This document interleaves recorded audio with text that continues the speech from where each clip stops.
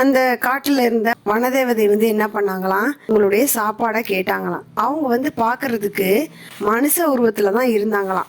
சரி கோபு நினைச்சுக்கிட்டாப்லையா, சரி சாப்பிட்றதுக்கு தானே, பசிக்கு தானே இப்ப சாப்பாடு கேட்குறாங்க அப்படின்னு சொல்லி தன்னுடைய சாப்பாடை அவரு கொடுத்துட்டாராம். கொடுத்தோடனே நான் ஏதாவது பழம் காய் ஏதாவது கிடைச்சா நான் சாப்பிட்டு என்னோட பசியை தீர்த்துக்குவேன், நீங்க பசியோட சாப்பாடு கேட்குறீங்க இந்தாங்கன்னு சொல்லி கொடுத்தோன்னே அந்த வனதேவதை என்ன பண்ணாங்களாம், தம்பி நீ பார்க்கறதுக்கு ரொம்ப நல்லவங்களா இருக்கீங்க, அதனால நான் ஒன்னேன்னு சொல்கிறேன் கேட்பீங்களா அப்படின்னு சொல்லியிருக்காங்க.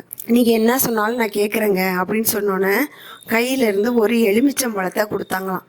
அந்த எலுமிச்சம்பழத்தை ஒரு 3 நிபந்தனைகள் நான் வச்சிருக்கேன். அதாவது 3 தடவை மட்டும்தான் அந்த பழத்தை உங்களுக்கு என்ன தேவையோ அதை கேட்டு தரையில் தேய்ச்சிங்கனாக்கா நினைக்கிறது மாதிரி வாழ்க்கையும் அமையும் அப்படின்னு சொன்னாங்களாம்.